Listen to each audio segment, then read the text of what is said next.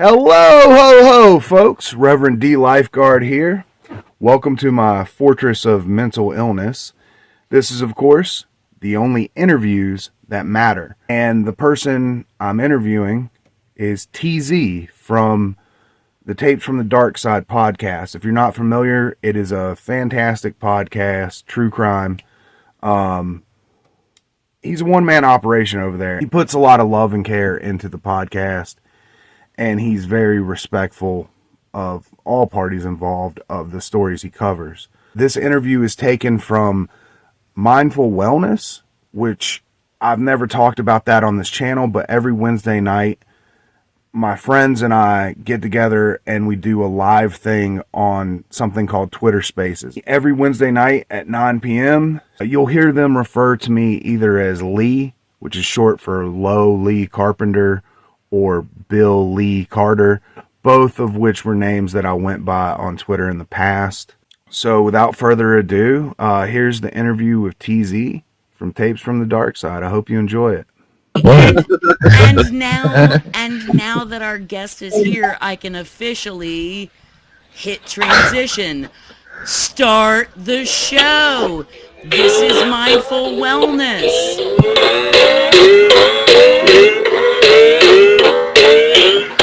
Phone lines are open. Now you do your spiel, LJ. Yeah, it's Mindful Wellness. It's a Twitter space, for better or for worse. Wait, who's typing? Who's typing? Nice feature that they let the chop at the beginning of the space up. One of the only who's clicking? Nobody's clicking. Oh, it's my pen. Oh my God, I'm sorry.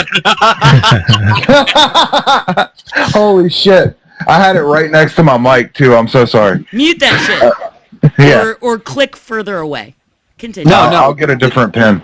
Like I say, it's one of the best features of the spaces. You can just chop it. You can just start it however many times you want, and they knew they would need that feature for the way spaces are. It's the edit start time feature, folks. We love it. It's the best. It's the best feature. Jesus Christ! They're talking about it more and more. Lighting me up in front of my house tonight. Is it picking up people's cars? Yes. Okay. Well, it's ambiance. Yeah. Yes. These guys are definitely bringing the ambiance. Anyway, it's Mindful Wellness. It's the Twitter space we do Wednesday nights around 9 p.m. Eastern. Come in here. We shoot the breeze. We jack and ape. We tomfool. But tonight no horseplay. Yeah, there's no horseplay. That's skylarkings. It's covered under skylarkings, and you can't. Tonight, though, we do have guests. If you are a replay listener and you want to join us any old Wednesday, probably be a good bet to pop on in, and we'll just be doing casual, just kind of talk about stuff kind of episode. Love for you to participate in that with us. But if you're a replay listener and you're catching this and you're like, oh, well, this one is different, guest episode. So we're going to, your host, Christopher Gadsden, Juniper Nest, the show's resident wellness advisor and tireless producer, and then Billy Carter, a.k.a. Lowly Carpenter, a.k.a. Reverend Lifeguard on YouTube.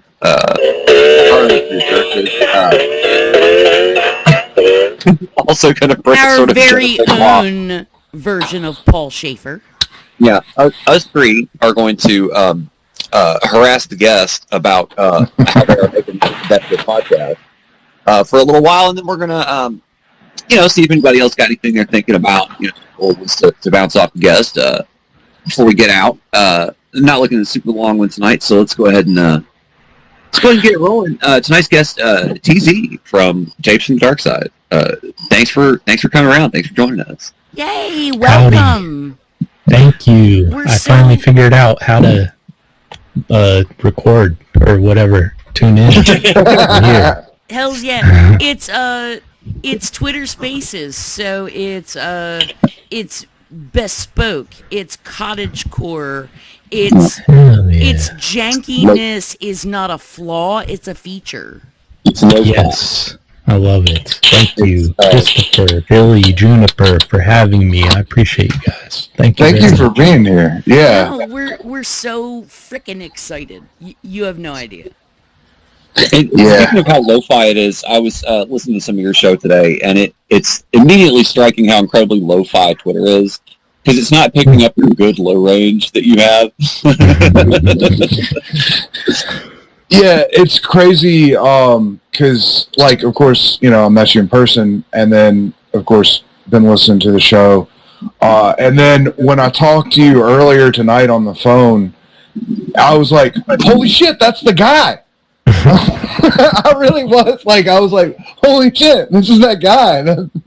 Yeah, when people hear me, sometimes when people hear me, like, in real life, they're like, they get kind of disappointed sometimes. They're like, oh, you don't sound as cool as you do on the show.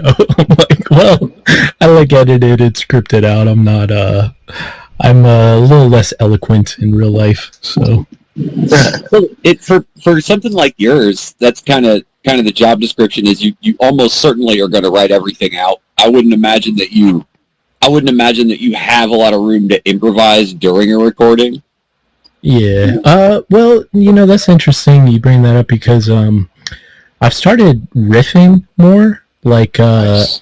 I just started working with a writer, and he's from Obscura, which he wrote a few of their episodes. He actually wrote one of their first episodes that made it to like 1 million downloads. That was like a big episode. So I was like super happy. He didn't want to get into script writing. He kind of took a break from it. He didn't want to get back into it, but I just kept hitting him up and being annoying, like dropping hints that if he ever wanted to hit me up. And then finally, he wrote our last one. But anyways, I kind of like still wanted to maintain my own voice. So he kind of brings his perspective, and then I'll kind of riff on it a little bit. Okay. But yeah, it should be interesting. As good as you get for your show. I mean, to be that specific background from this guy, like, it's probably about as good a match as you're going to get. Yours is refreshingly, I would say, like, okay, is there it's paranormal adjacent. You bring a tone that's like kind of respectful of how ridiculous and amazing it is that people do some of this shit. Yeah.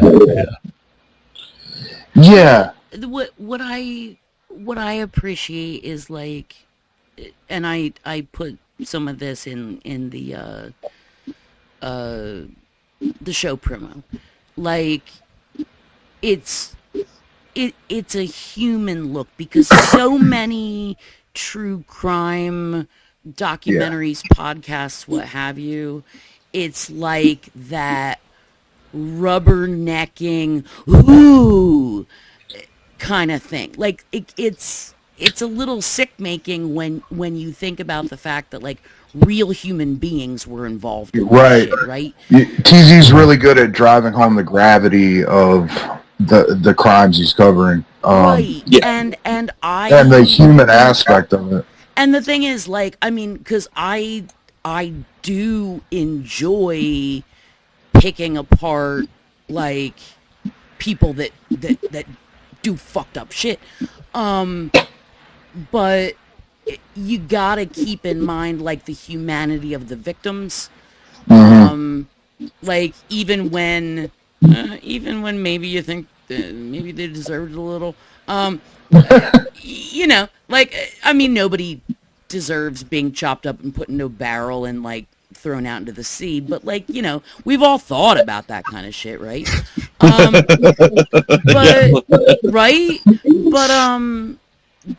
like, keeping in mind that like this happened to real ass people, and it's not just that sick gawker. What I will say in regards to that is like, you know, the current season that TZ's doing is about the Chandler Halderson case, which, if you don't know, he's a kid who, I say kid, he was a grown man who killed his parents and chopped up their bodies and all that. But like, and I've been following that case pretty much since the beginning, and I've devoured any like true crime creator that has, even if I don't like them, if they've done something on that case, And this was the first time that I felt like somebody in the true crime sphere had really driven home the fact that this dude chopped up, after he killed his parents, he then like measured out pieces to chop off of the, like, and just that, the depravity and the fucking, and then he's just going around like hanging out with his girlfriend and going to 4th of July celebrate. I was just like, it made me even more creeped out of Chandler Halderson. It was just like, holy shit, this dude's a monster. Like, yeah, that one's a rabbit hole. Feels like that one is a never-ending rabbit hole because there's just so much information on it. I actually just interviewed, I guess I could say this, I announced it on the Patreon. His jail roommate, right? Or cellie, rather? Well, I got another, I bagged another interview from kind of putting out the feelers on Reddit, and this woman posed as a romantic interest and visited him in jail to write her thesis on him. She was in grad school. She was doing Thomas Harris novels. I'm not sure that's ethical, but okay. Yeah, it's still insane. It's a fascinating take, and she sent me, everything that pretty much verifies it. Pictures of them together, and her story is really fascinating because she got doxxed. I guess her name was on the jail, or the prison logs going to visit him, and so people leaked her address and her Facebook, and she was getting death threats, and just because people thought she was a real romantic interest, right? But it really doesn't. I mean, at least listening to her, I went in as neutral as I could, and it sounds like she is telling a legitimate story. So I did a 90-minute interview with her, and that's going to be up like in the conclusion of the season. I'm going to edit it, but also like release a uncut version. Yeah, it's just, and I'm sure there's even more people who, have crazier stories. Like Chandler is a never-ending source of crazy. One thing that blew my mind is like you actually had an interview with Smitty, and all the coverage I'd seen of Smitty before this was like, oh, they were friends through gaming, and yeah, he gave Chandler the SKS and all that. Smitty sounds like a very moral person.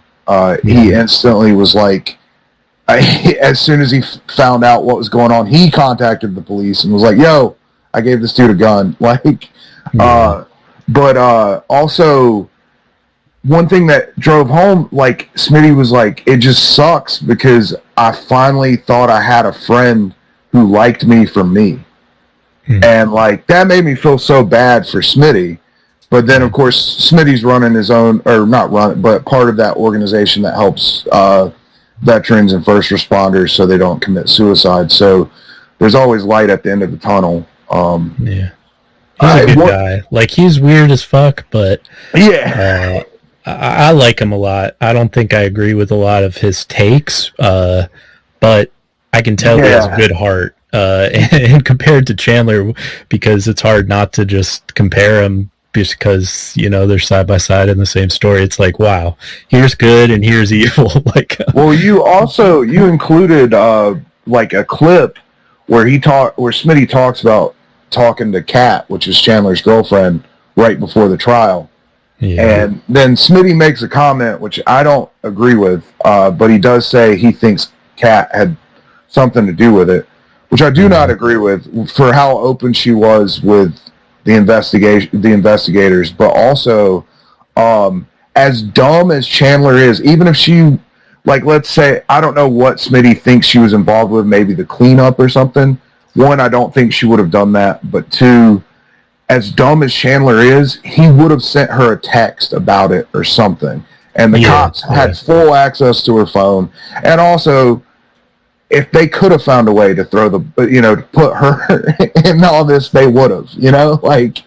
Yeah. Well, the thing I come back to is, and this is a possibility, I've kind of flipped on this, but the only way Kat could have been involved in either the cleanup or the planning, which I think it's almost logistically impossible.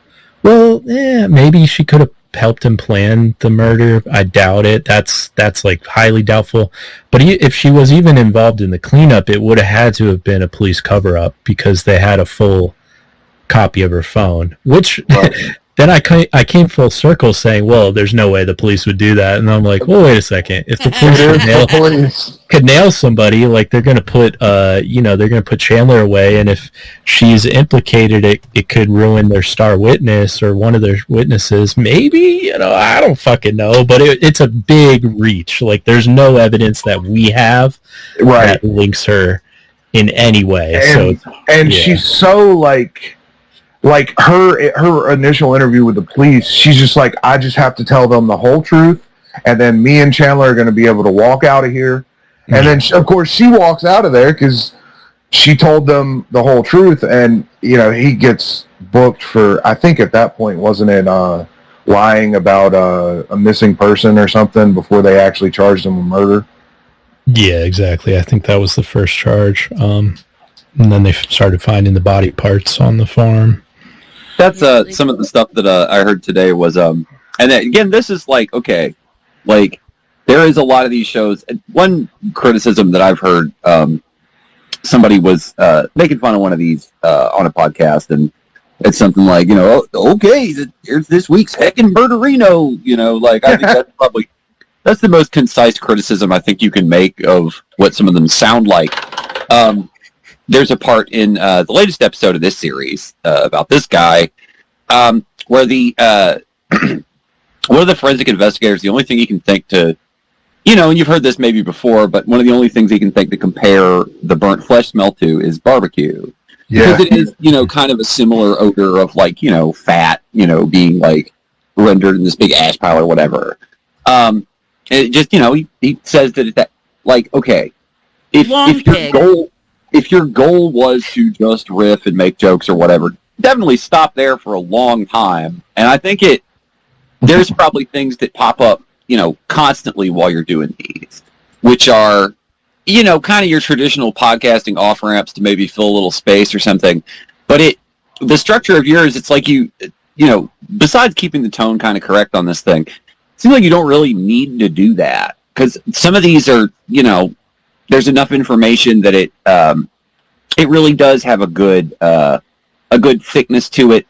Not so much like a police procedural, which is kind of a little bit thinner, but more like just a really long documentary, a really long, good, radio piece or documentary. Remind me again.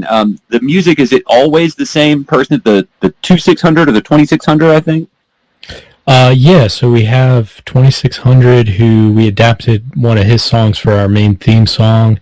And then we also have this guy from Russia.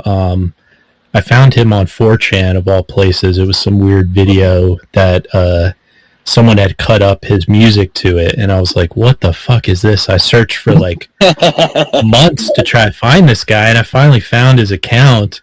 And I found him on Instagram. I messaged him. And he speaks English, but he's very introverted. His name's Augusta Trevirorum, after the city in Rome, which is a mouthful. It's probably hard to look that up, but he's on SoundCloud. And this guy's a true artist, man, because he doesn't like making music. Like, he kind of hates it. And I'm like, okay, yeah, this guy gets it. Like, I beg him, and he won't accept money. Like, I've begged him to, he will, well, I take that back, he will accept money, but it's like, yeah, just use my music. And then I'll message him like, hey, you want to make some music? And he's like, no, I fucking don't want it. I'm like, could I interview you for, could I interview you for Patreon or something? He's like, no. Nah. This is absolutely the perfect guy you could have to do some of these background things. Like, that pretty much instantly explains why that stuff sounds like that.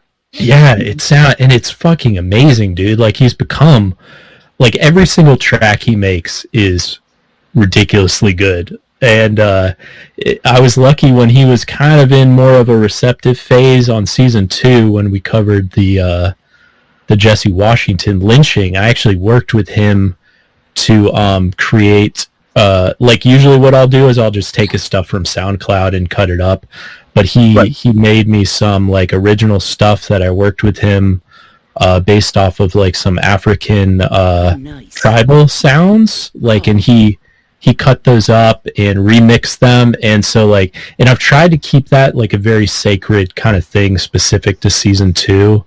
Like I haven't reused any of that, so if you listen to season 2, there's like some fucking like guttural, heart-wrenching shit that he pulled out of his soul, I think. Straight bangers is what you're saying. It's straight fucking club bangers, you know. You got the popping the champagne and you got the models. Yeah, that's Question. Yeah. Where did you run into that fella? Yeah, I just found like a fucking post on 4chan and The and it's internet. like The Yeah. internet wins again. it took me forever to figure out even who was making the music on that track, because it was like nothing I had heard. Right. God. And then yeah. I found his name, and then it was like, well, where do I find this guy? And then I found his. Yeah, it's Can just like. Can I just say shout out to the fucking internet? Like in True that. this, like even just in this like flaming dumpster fire that is Twitter, we have met some of the like most amazing, talented motherfuckers like you could ever hope to meet. And Oh yeah.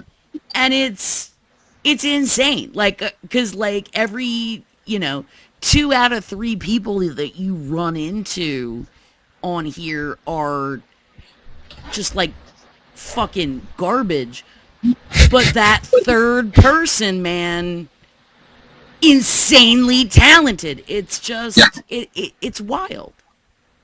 True that. The Agree. not to keep harping on Chandler, but Halderson, but like I had a realization this week. Another famous case from years ago about a serial liar, Casey Anthony. She lied her whole life. Lied about graduating high school. Her parents covered for it. Whereas I think the difference is with Chandler is I don't know if his parents ever caught him in a big lie, but clearly he had been lying for a while. And then when they did finally catch him in the lie, he fucking killed his parents. And I just want to put this out there because I know Casey searches her name. She was not proven innocent, but she was found not guilty, so I'm not going to call her a murderer. But I will say allegedly something happened to her child, and she was allegedly involved. But yeah, I don't know. I heard it just, the juxtaposition of that, like that Casey's family was well aware of her lies and covered for her, and then she gets off, whereas Chandler's family seemed like, they weren't going to necessarily take that or put up with that shit when it came to the serial lying, and Chandler knew it. And then once he finally got caught, part of the reason his case fascinates me is because I had a huge period of my life where I was very dishonest and, lied about a bunch of stuff. But whenever I got called out in those lies, I didn't kill somebody. I maybe got mad that they didn't believe my lies, and I would double down, or I would finally admit it. But like, I was a con man. I think that's why the case is so fascinating to me. Is like all the shit he was lying about. I've lied about having jobs. I've lied about where I was going. All the shit. But it never occurred to me, like, when I got caught in a lie, like, okay, I'm going to hide in the basement and shoot this person in the back of the head. Well, did he have any addiction history? No. Well, that's is actually debatable. He was possibly abusing prescription opiates. He was also possibly abusing alcohol, which isn't a illegal substance. He might also have been abusing marijuana, and all these things are kind of up in the air. We're not sure. The weed thing is what stood out to me, because there's that whole part where Kat sees him on Snapchat when he's dumping his mom's body by the river. And he's like, no, I was going to get CBD for the pain, but I didn't want you to think I was like a drug addict or something. And I'm like, who the fuck lies? Like, even if that was a true story, like you were going to get CBD, who the fuck thinks CBD is a drug? I don't want anybody. I don't want anybody to know that I buy. I don't want anybody to know that I buy K2 at the gas station. Well, I mean, but the thing is, like, I mean, when it comes down to substance misuse, you know, legal, illegal, doesn't fucking matter. Right. When it comes down to, like, part of how you can kind of tell that it's becoming misuse is that you lie to other people about when That is a good point. That is a good point. Where and how much you're using. Yeah. Like, it's kind of a thing, right? Kind of like when I used to go to the doctor and they'd be like, how many drinks do you have a week? I'd be like 2 or 3, and like really it was like 2 or 3, but each of those is like a handle. Yeah, a half gallon a day. But well, yeah. Just so you know, those of us in the biz, they tell us like whatever somebody tells you about their use, times that by 3. Oh wow, you guys know we're lying. Just as well, we know that people have a tendency to minimize. To lie. Yeah. Minimize. I'm not going to use the word lying. Minimize. Right.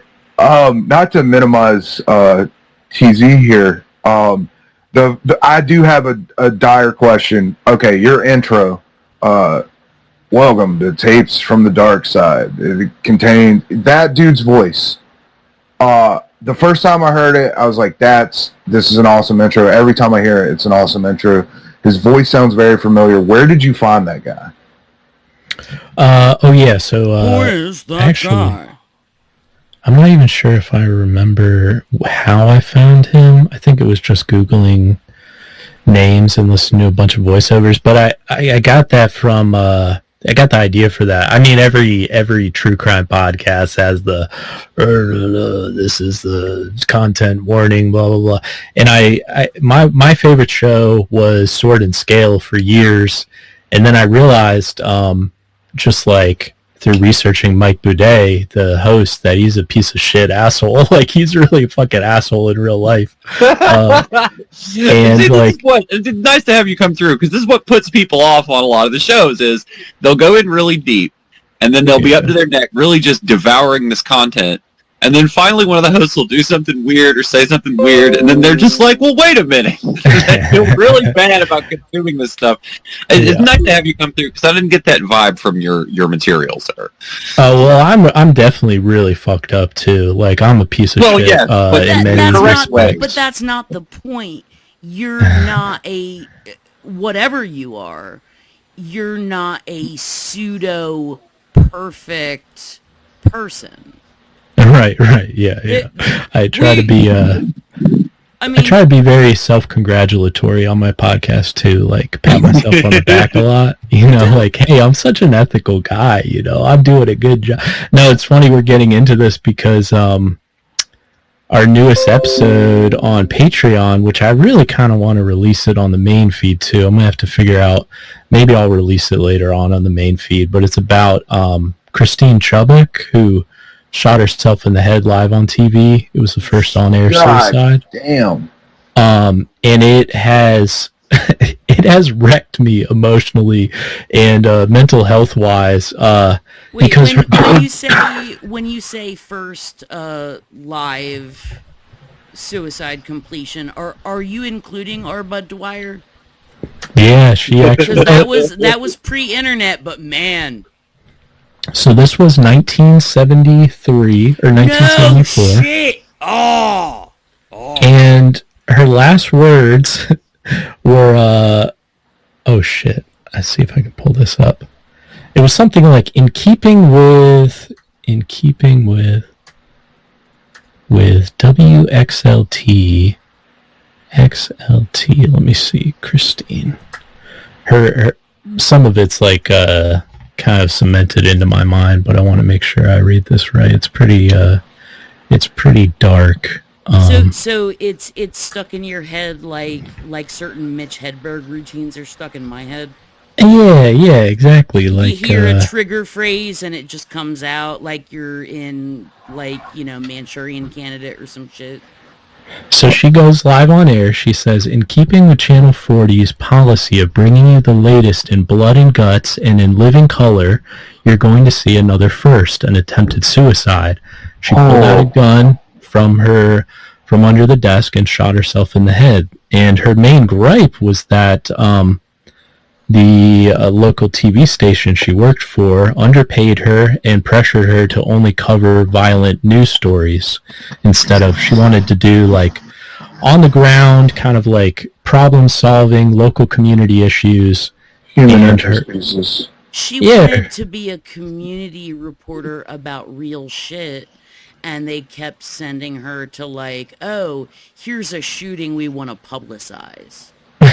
Yeah, which the really only pushback I've ever gotten on my show from my audience is the Jesse Washington case. And it was only the second season. I mean, it wasn't a lot. Like, no, I don't have a boss telling me what I can and can't, but I also have to keep in mind what'll pay the bills, Patreon support, ads, and, I've been doing this like 4 years now, and I've started to, unbeknownst to me, take a little bit of a resentful attitude towards my audience, which I haven't even been aware of until this whole fucking case. And then this shit transference, counter-transference, it's a bitch. Fucking A, man. This put me in a wild emotional state, and has made me actually rethink the guy from Obscura wrote this script, and I asked him to rate the script partly because it was too personal of a case, but the script he wrote is so fucking good that it actually still brought me to my knees, and I'm like, oh my god, dude, and I kind of was riffing on it. He went... So you have a script writer? We just started working with this guy named Josh Lammy, who wrote for Obscura, and he's really good. Like, if I could pick a guy who gels with my style, he's the guy. And this one is dark and very meta and self-deprecating, kind of in the manner of the woman we're covering in this one. It's just that idea interests me because, I mean, I love a fucking script. I come from a theater background. However, when I do stuff like this, part of what makes it feel good for me is that even if it's a persona, that persona is part of myself, right? And I don't know if I could put out a show that was scripted by somebody else. I love that idea, but I don't know how I would feel about that, like, for me. Like, is that weird for you? Oh, definitely. In fact, I won't name the person, but I've worked with 2 other writers now as well, and yeah, you work with me. I'm a huge writer on this show. Hey! I do all of it. The Guy Boss. So that's is that one of your friends? Yeah. Guy Boss. What up, Guy Boss? Or sorry, hashtag Guy Boss at OG Big Titty. OG Big Titty. Welcome. He got a shout out on one of your episodes. Yeah. He gave his drug story, which was my drugs. And my friend here listened to your podcast. And she was like, "That's you," and I was like, "That's me." Okay, so you were the one who took the credit card and stole a car. Okay. All right. I was wondering, 'cause as soon as you said, what is it, OG Big Titty, I was like, oh yeah, that name rings a bell. By the way, at OG Big Titty, I'm shoving you in Big Chat. I'm sorry / you're welcome. Hell yeah. But earlier, TZ, you mentioned the Patreon, and I'd just like to take a second,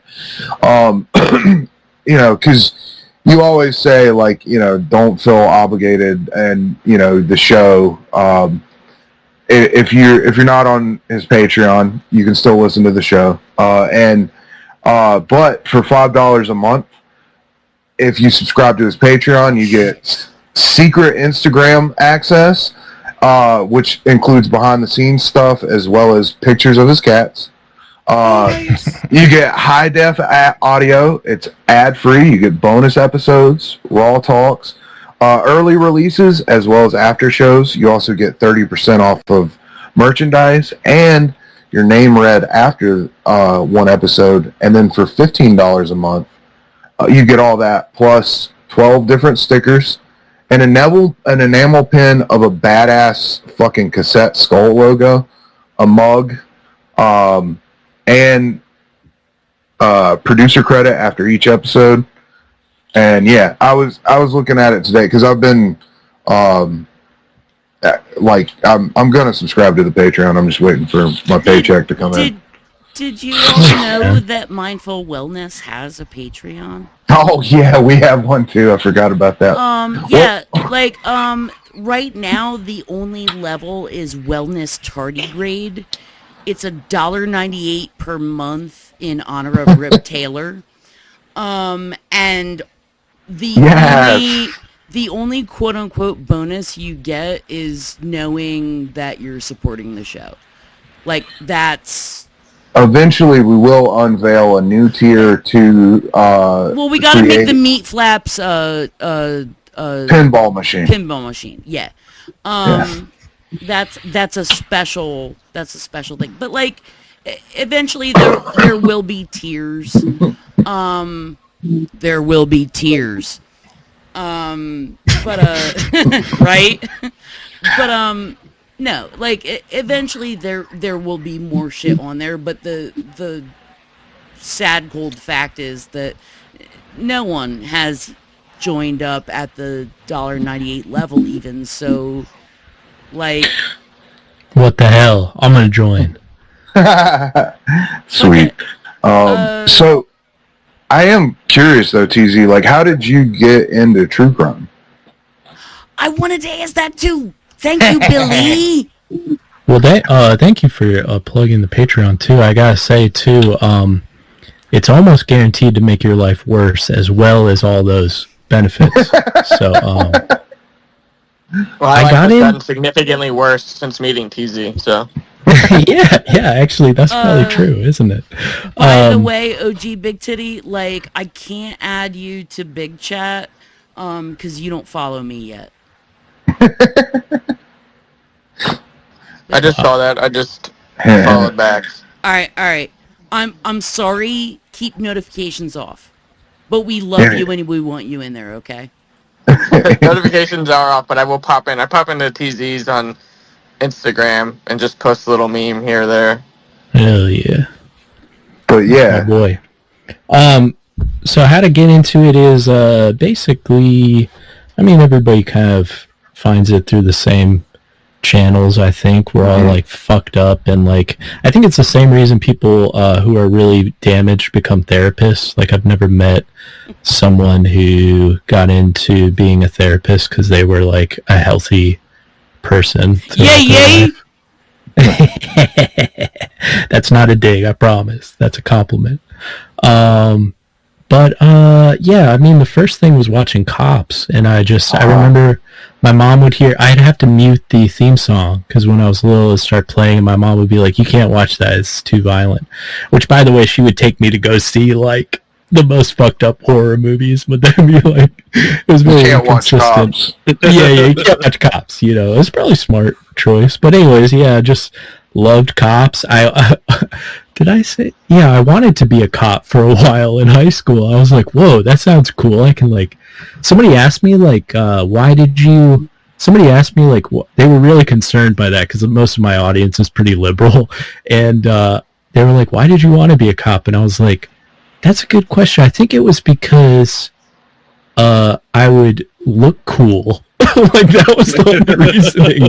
Like that looks cool. And that was about. Also, yeah. I mean, part of it is also like, oh, you're respected. Yeah. Oh, people come to you for help. I mean, historically, the hot uniforms have done a lot of the heavy lifting. As far to be fair to you, TZ, like one of the ads I keep getting while I'm listening to your podcast is "Come be a cop in Knoxville," and fuck me, god damn it, and they're like, you can make up to $55,000 a year, and I'm like, am I about to move to Knoxville to be a cop? Like, I'm about to quit this fucking podcast, man. But here's the thing. Like, if you're a decent human being, you join up, you see what's happening, you try to fight it, and then you get shot in the face like Serpico. And then you kill yourself. Or if you live long enough, you're like, holy fuck, I am never going to be able to like make a difference in this system, and you get the fuck out. Like, sounds like being a human being too. Yeah, no, but like when it comes to like just kidding. When it comes to like the helping people professions, that's a big cause of burnout. Like, I literally like, there's no pill for homelessness. There's no pill for like not having enough food in the house, right? Yeah. So it's like you know, medicine and therapy can only do so much. Like, I can't give you a breathing exercise to like make your boyfriend stop like smacking you around. That would be awesome if you could. That motherfucker will not stop hitting me. And I'm try just the like, treadmill. Stop. Fuck yeah. Like, wouldn't it be dope if like you could get a medicine that like if anybody smacked you, like their arm would fall off? Like, that would be great. But like nice. They're working on like all this AI bullshit. They're not trying to do something useful. Turn that to like figuring out like mutant medications. Short acting mutant medications, because like a lot of mutant shit I wouldn't want to be able to like read people's minds all the time. Oh my god. Oh no, that sounds awful. Right. Yeah, like, most of that shit is monkey's paw type shit. Exactly. But like, if you could get it short term though, if you could get it short term, like if you could take a pill. Someone, I have to say this. Someone told me the other day, it was the perfect premise for a book, which I'm giving anyone permission to rip this off, or a short story or something. But she broke up with her boyfriend or someone she was seeing, and she, he didn't want to date her or something like that. And they had been sharing a notes app for something. And he didn't know that she still had access, and so it was like she could read. He was like writing his fucking diary in this thing, and she was like reading in real time. Like, I was like, what? I'm sure there's something like this has actually some story has been done on it, but I was like, what? That's fucking crazy, Why would you share a notes app? Like, why? I forgot what it was. It was like she logged in on his phone, and then all of a sudden she got the app, or she was shared on the app on that note. And what I'm saying is, what human being would allow that kind of access? Yeah. It was very. Like, if I didn't know this person intimately, I would have thought. I don't know. This is too cliche. Like, because she was talking about like he called her and they had this fight, then she was able to read his thoughts like after the conversation, and she was like, "Oh, oh, that's what he meant to say, but he was too afraid to say it to me. And I was like, well, see, I do all that shit in my head. Like, yeah, that's like part of it. It is wild. You know, some people I wouldn't write want stuff that down. access. So like, I have a question. Just to kind of circle back to what got you into true crime. Yeah, thanks, Dean. No problem. Just I, as a fan of true crime, like got into that from a book my brothers had called Bloodletters and Bad Men. That was just like a crime diction or encyclopedia, and went through all the legendary, serial killers and stuff like that. So, but that brings me to the idea of like, what resources do you use normally for your research? Is it just like, internet deep diving? Are you reading specific books on it? On the, whatever the specific subject matter is? Yeah, that's a good question. So yeah, besides cops, that's the kind of cop-out answer. No pun intended. But I guess so. I kind of got obsessed, like everybody else did, with serial and true crime podcasting. Like when it first hit the internet, the pod waves, and I studied film in college. And I kind of wanted to make documentaries. But, I don't know. I joined the film industry. I became a camera assistant, joined the union, did all that shit.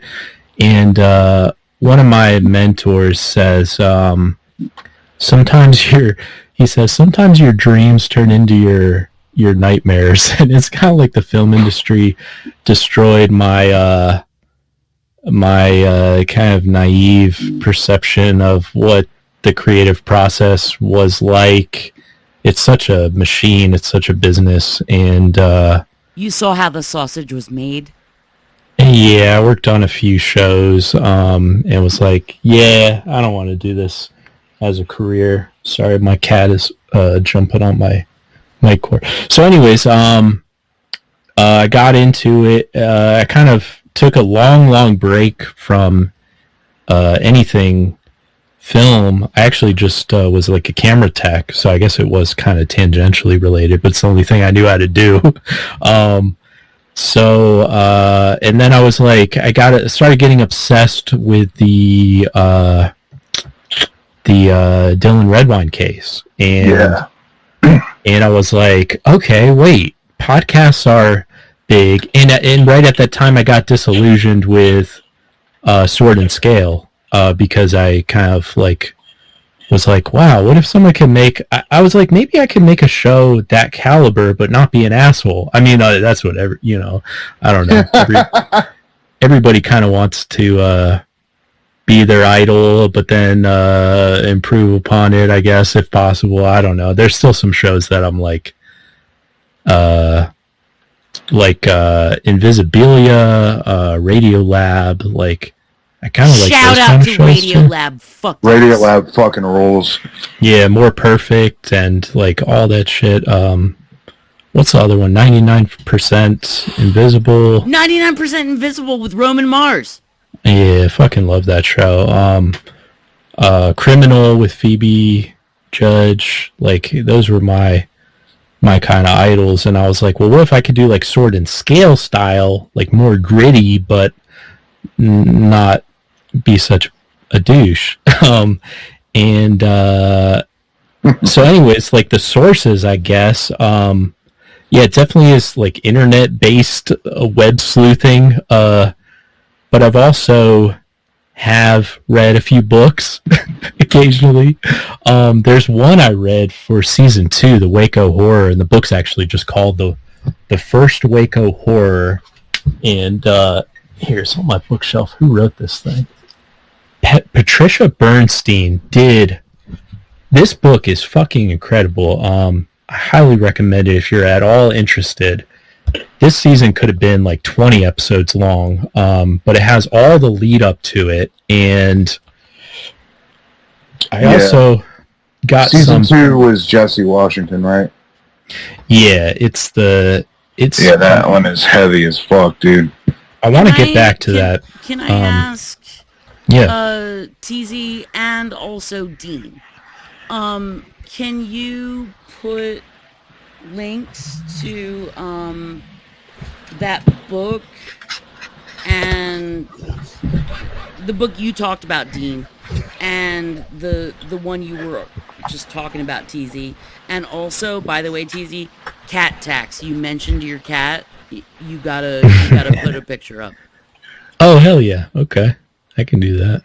Well, you can get a picture if you subscribe for $5 a month to Patreon. Yes, but Billy, we're providing. I know. I'm being a smartass. Yeah, I'll hook you guys up with all the cat pics you need. I got you. Be a cat dealer. Like They're fighting right now, by the way. They're slapping each other in the face. So are my two cats right now. It must be that time of night. But you mentioned Dylan Redwine, which you're the reason I even knew about that case. And, of course, Dr. Phil plays a role in that. Dr. Phil. And, dude, so I told you earlier, I was like, yeah, I'm listening to season 3 right now. You literally had just explained who Philip Resnick is in season 3. And then you're like, you go on to talk about Andrea Yates and how he testified during the Andrea Yates thing. And you said Philip Resnick testifies during however you phrased it, Andrea. And I literally went, wait, Dr. Phil testified at the Andrea Yates thing? And then I was like, God. And then I was like, wait, oh no, that's Philip McGraw. This is an actual fucking dude with a degree, Philip Resnick. And I'm like, okay. That's funny, man. Yeah, well, Philip Resnick is wild. I'm sorry, like, I really want to... I wish I had a switch to turn my mouth off, but I feel super strongly about the whole Andrea Yates situation, so if anybody here wants to talk about that shit with me at another time, please feel free, because, I got feelings. That shit's so sad, man. God damn. Yeah. I like the way you laid it out, and I believe it was even Philip Resnick talking about it, the clip you played on your podcast about how, like, it was something like 1/3 of the population, only 1/3 of the population sees something wrong with punishing the insane. And I was like, oh, and then I never kept up with the Andrea Yates stuff because it bumped me out. And your little bit of coverage on it on season 3, which is actually about a different familicide, it shed some light on it. Like, I didn't realize not only was she fucking schizophrenic as shit, but also suffering from postpartum depression. Her husband was told to not make her get pregnant again. Yeah. And he was told. They were living on a fucking Juniper. School bus. We have unleashed Juniper.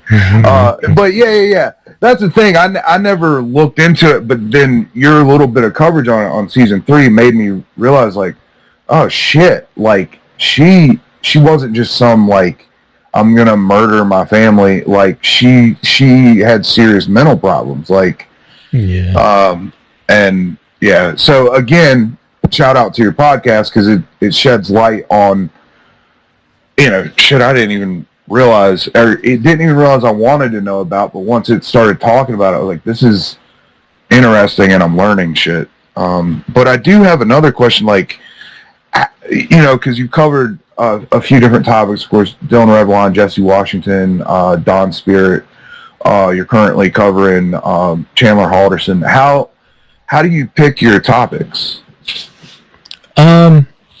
It's basically whatever I'm autistically obsessed with, and I got you.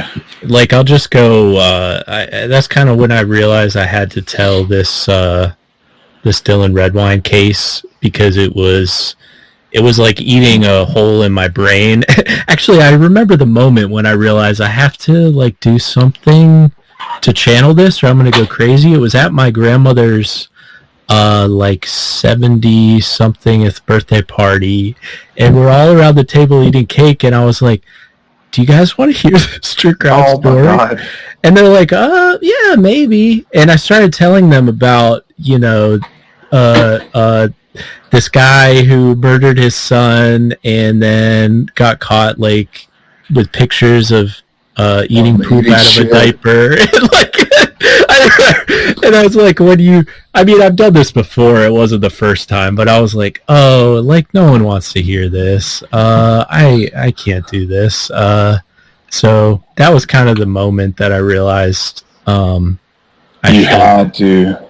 Yeah, and Jesse Washington chose me that case for the second season. It was like I found that case just like on my lunch break at work when I was still working as a camera tech, and I was like, oh my god, this could not have happened. And then it was just a obsession to figure out if it really was as bad as it looked, and it just kept getting worse and worse. Like the castration, the burning alive, the torture, the humiliation, the fact he was 17 years old, the fact they decapitated him and dragged his head across town and put it on the step of a prostitute's door and sold his fingers and his teeth as souvenirs and then took pictures of it and traded them as baseball cards, like the same kind of thing, collected them. I was like, oh my god, this is the most, like, this is our legacy, this is American history, and no one's heard this shit. Like, what? In fact, like, schools now is where I live are actively trying to cover shit like that up. Of course, yeah. Because they don't want to make the white children feel bad when it's like, no, that's American history and you should fucking teach it. So otherwise, we're doomed to repeat some shit like that. Yeah, but you definitely need a content warning in class about, like, oh my god, yeah, you're going to need therapists on standby for that like, shit. Maybe not teach a third grader about it, but I don't know. Mm-hmm. Like, high school, yeah. I know it's interesting to, like, I'm sorry. It's interesting to think though, like how it's so American. I mean, in specifically the idea of like other countries have had serial killers, but never to the scale or notoriety of American. And they fucking deal with it. Right. Like I mean, I've looked into different stuff like that, and then there was a Soviet police officer that like killed like a bunch of the usual less quote unquote less dead people, and it's a thing where it's like, yeah, but it's a handful of those types of killers in areas like that, and of course Jack the Ripper, like in England and a few in Australia and things like that, but it's our volume of it. I don't know if that speaks to the culture of America or maybe the press of America. Like, I don't know how to really lock in on that, like what it is. It speaks to the fact that we have no will as a society to make that shit stop happening. Like we probably ought to go ahead and pop open mics for anybody. If anybody, I've been. Appreciate all the live listeners tonight. Okay, yeah, I see them popping up now. Cool. Okay. You have any questions? LG. If anyone wants to hit us, before we go out, we'll probably hit it about 10:30. I think. But can I get my last? I did very good at not interrupting, but but there were a couple things I wanted to ask. The first one actually isn't important. The second one though is Teasy. You, I don't know what you do for a day job, but like for this, he does this. But no, he said something about being at a day job and seeing a thing. I quit my day job. I don't know if it was a good idea, but Fuck! quit my day Yes! Oh my god. Yeah. Oh my god, I'm so mad that I'm not running this through the phone right now because I want to put in the applause thing. Fucking awesome for you. I might be back. You never know. well, no, because I mean, like, not for For nothing. I now. mean, my day job is a labor of love. Like, Right. I sure shit ain't doing it for the money, but it's it's fulfilling because I work at a place where, like, the ethics are good. Like, at least in my little crew, like, it's good. It's good. Yeah. Yeah. We're doing good shit. But if we weren't doing good shit, like, I sincerely do not get paid enough to stay there. So, Same here. but what I wanted to ask you is, like, at least because of the podcast, if not in other experiences, you see, like, a lot of horrific shit. Like, you know, you could be in a position of acquiring, like, secondhand trauma, right? Yeah. Yeah. What strategies do you use to, like, chill yourself out, to square yourself, like, to make yourself, like, feel present and, like, okay being a human being, living your life when all this horrific shit is happening? When I figure that out, I'll let you know. I'm actually working on that. Well, no, Yeah, I mean, it's like, a process. right. But like with I'll tell you what TZ does. He calls me every night before he goes to bed and reads me a bedtime story. It's the cutest thing ever. So he reaches glass out of to wine. Nope. others. Yeah, no, it's He out to reaches me. out Good to call. others and stays connected. That's on a serious note, though, to address that, it's literally been the last 2 weeks with covering the Christine Chubbuck case has been I've been forced to answer that question for myself in a more immediate way than I had planned, because it actually did bring me to a mental health crisis. shit. I'm so sorry. Yeah, no, it was probably coming anyways, but yeah, I almost went to the hospital because I was I was pretty depressed, and not suicidal, but you know, when you isolate for so long. Yeah, and you're like, why bother? Yeah, yes. It would be You're so numb. much easier if I just didn't wake up tomorrow. Yeah, which is kind of what Christine, you know, I don't know if I told Billy this, but I had this thought. It was the darkest thought, and it wasn't like, you know, when a thought pops in your head, you're not actually contemplating it, but the fact it was even there. Yeah, like, sometimes you're like, oh shit. So Christine Chubbuck shot herself live on air to protest the kind of cases she was forced to cover.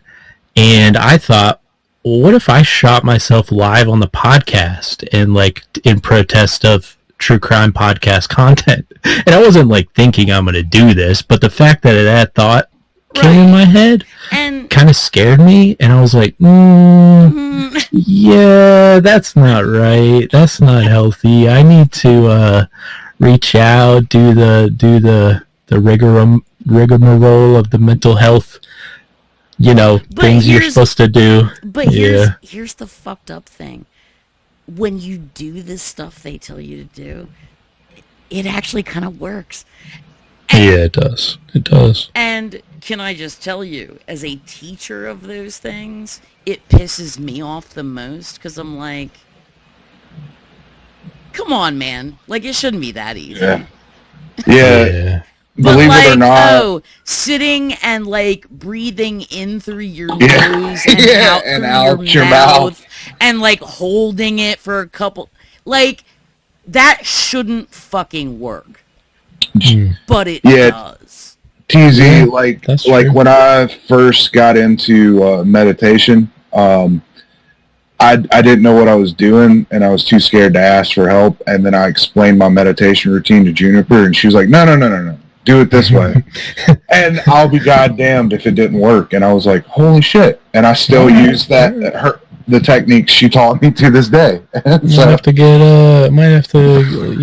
hit up your DMs for some meditation tips. I would love that. Um, We used to do that as part of the show. But I'm also looking at the time and saying that it's 10:30 or 10:14. We're stopping at 10:30, so I want to shut up and let people ask questions if they want to. Cool. Yeah, that's almost certainly why we don't always have as much of the extended portions of stuff like that as we used to. Everybody's day job is just wearing them out. We moved start time back to a little bit earlier. But we did. We used to stay up later. Everybody had kind of different schedules. We used to do a lot more stuff like that. The original start time used to be 10:35-ish on Wednesdays. Mm-hmm. I tried to set a rule that I'm in bed by 11. Ambitious. True. But when you achieve it, you feel like God. So I do have a quick question. Please. I remember you saying that you Serial was one of your one of the things that you used to listen to. So I'm sure you're probably familiar with the Adnan Syed case. I am. I was curious your thoughts on how that just recently within what was it? Time has stopped. Somebody it was within the last 2 weeks or so. Yeah, but it was 3-4 years, right? Seems like he did it. You want to get my take on it? Is that what you're asking? Yeah. So I guess my real question is do you believe that Saeed should have been released from jail? I guess. So I'm going to disappoint you and say that when I do research on a case, I hyper focus so much. I can tell you everything going on from 3 years ago in the Chandler Halderson case and the Christine Chubbuck case, but I literally follow almost no true crime headlines or news. I remember when I listened to Serial, I thought they made a good case, and then Undisclosed. I don't know if you heard that, Rabia Chaudhry's podcast. I thought they made a good case that he might have been innocent, but I know the prosecutor's pod, which I'm kind of friendly with. I haven't really. They ran one of my promos once, which they're a huge show, so it was nice of them. But I haven't listened to any of their coverage. I've heard people very convinced that he is guilty from listening to their coverage. And then I know that there was another guy, I forgot his name, but another guy who interviewed them and then came back with all the holes in their theory. So I am totally agnostic on it. Can I speak on this a little? I was just gonna give my opinion. Sure. I think the thing is that the whole thing with Serial, sure, they gave you all kinds of reasons why maybe he shouldn't be convicted. The appeal is about whether he received effective counsel or not. That's the appeal, right? It's not the conviction per se, because you can't really there's, depending on the state or the jurisdiction rather, you can come up with reasons to appeal, but that's not what's going on as far as the court stuff. And none of us are qualified really to No, I guess my more thing is I from everything that they talked about, and even from the people who said that he could have been or could not have been, I really felt like based on what they said, they didn't have enough evidence to really keep him. But I'm also, I was just gonna say I also don't believe in locking people up forever either. So I watched something recently that made me change my whole opinion, and now I think he did it. Personally, I've been watching or listening to Serial since the beginning, and I was like big on it, and then I saw, like I said, this video, and I'm gonna look into some more stuff, but the stuff that I was shown was like, dang, like pretty convincing, especially the cell tower stuff. yeah, that but was the really cell tower interesting. stuff is what's suspect, and not for nothing. Like I said, the case at hand right now, as far as the court is concerned, is not whether he did it or he didn't. Right. I think they should. I think you're right. Well, I don't know if you're saying that he should receive new counsel, but I think that he did receive poor counsel. I mean, I'm a felon. Like, I've been through the system. Like, I know how it is. It's not fair, and it sucks ass. And even if you pay for a lawyer, that doesn't mean shit. Yeah, the only reason I got off my charges is because my lawyer was friends with the DA. Right, yeah, exactly. And that's why you pay for that. It's buddy system shit, and like sometimes your quote unquote counsel that's supposed to be working in your best interests, maybe they can get like a plea deal for you because like their drinking buddy is on the other side, and it's like, this is the best you're gonna do. My lawyer got got the DA to convince the witnesses not even to show up to court, so they just threw it all out. So you were unbelievably lucky, is what I was lucky as fuck, man. That was a felony charge. And see, that's the thing. Like, not for nothing, I'm glad that shit didn't land on you, but like that shouldn't be how the system works. Oh no, not at all. It shouldn't be a dice roll. No, it shouldn't. But when it works for you, you're like, damn, hell yeah. No, actually, not hell yeah. I feel bad. Well, yeah, you can hold those places. You can hold both of those things at the same time. They are mutually exclusive. Oh, you know what I mean? Like, yes, I'm extremely grateful. I'm like, thank you, white privilege. Like, you know. Yeah, exactly. It's like, yeah, so you get it. Yeah, but it's like, but it shouldn't ought to be like that. And so, like, no. And then if bad shit happens to me, I try to tell myself, like, instead of asking, like, oh, why me? Well, why not me? Yeah. There's shit people got to put up with that's worse every day. Yeah. But, I mean, TZ, like, do you have a position as far as, like, sentences? I guess is part of the question. Like, what do you think of our carceral system? What do I think of what system? The like our prison and jail. Correctional. It's awesome, man. It's the best in the world. You know, it's he's been saying that for years. Actually, he's loved it this entire time. That's the way to go, baby. For a given purpose, it is very effective. However, that's not a purpose I endorse.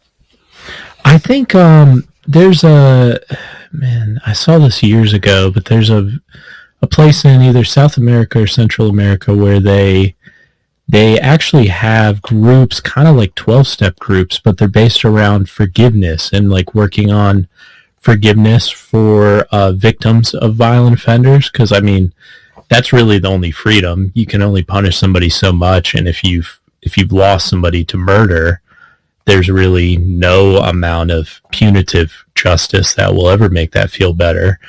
And I wish our system, in an ideal world, it wouldn't be a penal system based on punishment. It would be rehabilitative, restorative justice. Now, that's not to say, like, in Canada, there was a guy who infamously was on a bus and decapitated someone. Hated a person, yeah. Ate their guts, and he's like walking around a free guy. I do think there That are was in Canada, wasn't it?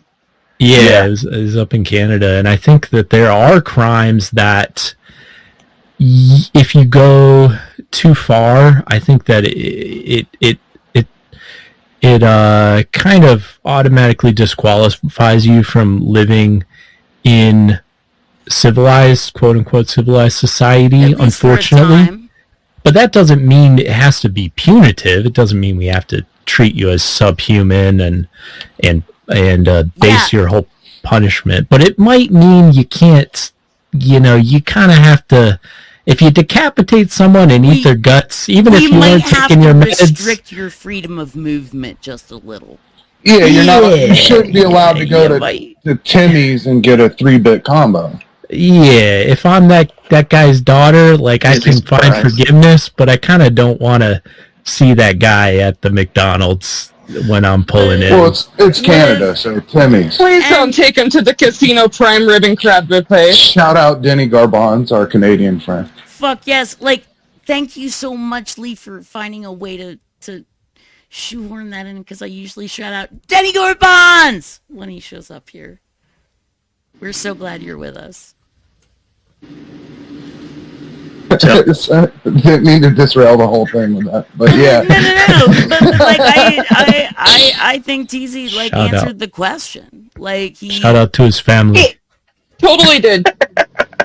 I always think of that whenever somebody says shout out. Yeah. I always think of what's the DJ's name?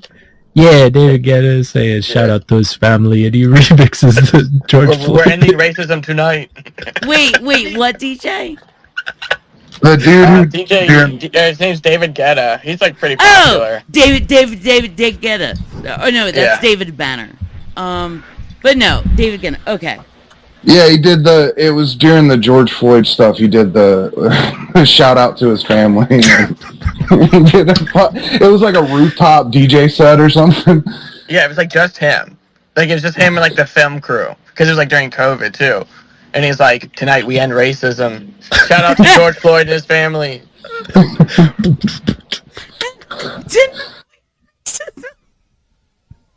I don't know if he said exactly that, but he said something very, very similar. Which, if racism would have ended after that, that would have been amazing. Well, but here's the thing.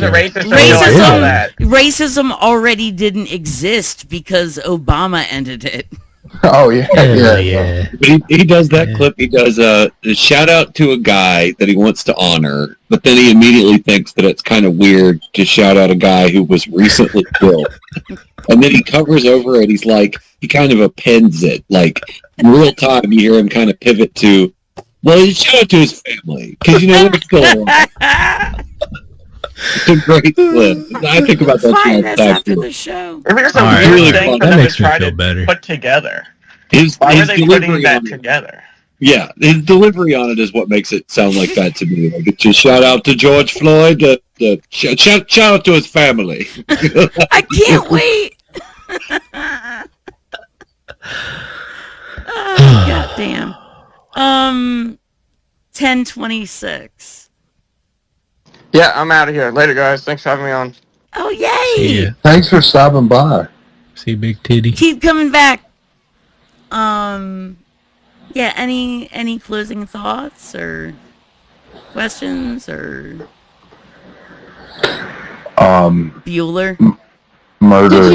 Did you also, TZ, did you also watch Unsolved Mysteries? A little bit. I wasn't huge into it, but I have seen a lot of those. Unsurprisingly, I was kind of a horror junkie, like Tales from the Darkside. The dude that sneezed his nose off. Oh my god. I do have a question kind of related to that, because you mentioned cops earlier on. Okay, America's Most Wanted? Oh, yeah. Yeah. Shit, definitely. Yeah, John Walsh, like... Also, did you know his son was allegedly murdered by a pretty famous serial killer, Otis Toole? Oh, really? Shit, I didn't know. Yeah, Henry Lucas and Otis Toole were these like drifter killers, and Otis Toole cop to the murder. But it's up for debate because Otis Toole and Henry Lucas confessed to a lot of stuff that they did not do, and the cops still closed the cases anyways to just get the cases off the docket. But yeah, America's Most Wanted, man, like that was that and Susan Smith and O.J. Simpson were, as a kid, like my exposure to true crime, and I was like, okay, this shit's crazy. And then, yeah, and I don't know. And I've already personally told you about like my struggles with mental health and going to the mental ward and stopping listening to all podcasts and then slowly making my way back in. So I just think it was so weird that I happened to meet you, and it was like as I'm driving away and I'm like looking and I see Dylan Redwine and I'm like, oh, I know that this dude is why I know who Dylan Redwine is. Like, yeah, and I told you popped my cherry because I had never met anybody in real life who had actually heard of my show before, so that was cool. Yeah. Crazy world. Had no idea you lived in the area. Like, it just, yeah. That is super cool. It's a small world after all. Right? Let's pimp you a little bit. So obviously anybody here knows it's at the Darksidepod on Twitter. Here on Twitter. The Patreon is at, patreon.com, tapes from the dark side. You can email at tapesfromthedarksidepod, all one, at gmail.com. And if you don't sign up for the Patreon, you can still listen to his podcast free of charge. And all your podcast catcher apps, just search Tapes from the Dark Side. 100%. That's right.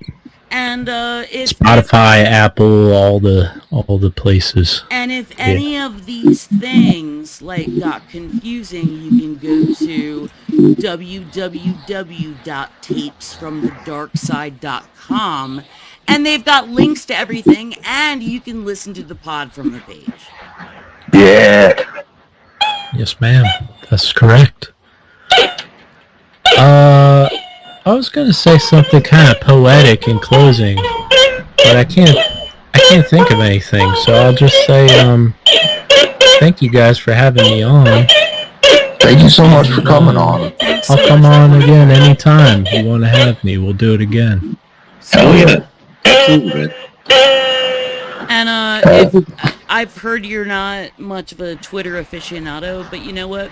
I'm gonna throw you in a big chat. Hell yeah. Hell yeah. Don't mean I'm there. sorry, you're welcome. I deleted all my social media apps off my phone this past weekend, so I still have them, obviously, because I'm here, but people have been messaging me like, hey, you okay? And I'm like, no, I'm not, but thank you. I'll be back soon, maybe. Or actually, maybe it's, I'm better than I've ever been. Yeah. Hey, okay. March Take it. of 2018 was when I was like, no more Facebook ever. No. Nice. And I just stopped.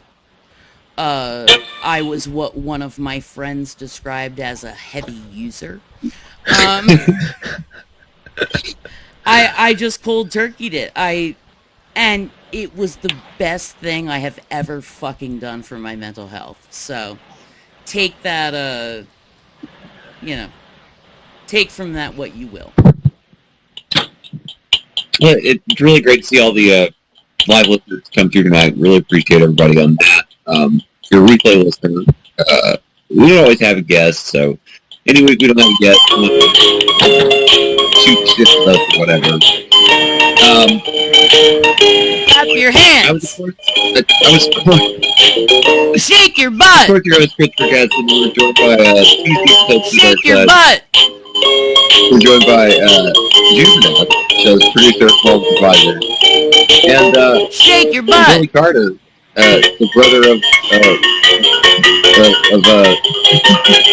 If you could just brother of turn President of the down United States. your input, like perfect. Just We had a No, great time tonight. it was completely overwhelming, LJ. That's all. We had a great time tonight. It was great to see everybody come out. Say Hey. goodnight, everybody. Good night, everybody. Oh no, I was just gonna do some more shout outs, but we can. Pope Corky, I see you. Good night, everybody, Good night, everybody. and be well.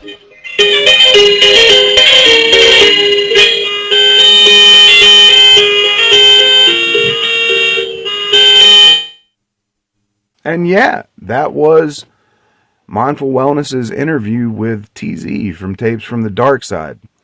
If you yourself ever want to get involved with Mindful Wellness, you can either follow me on Twitter, Juniper, or LG, or all of us, and you'll see us go live every Wednesday around 9 p.m. Eastern Standard Time. And you're welcome to drop in, listen. We'll offer you a mic, so we're not stingy with the microphones. You can jump in, and if you haven't heard of Tapes from the Dark Side, I hope you check it out. It is a wonderful, fantastic podcast. Check out TZ's Patreon. And yeah, that's pretty much everything in a nutshell. Thanks for tuning in. God bless, and Hail Santa. The Only Interviews That Matter is a production of the Children's Television Workshop. Promotional consideration provided by viewers like you. Thank you.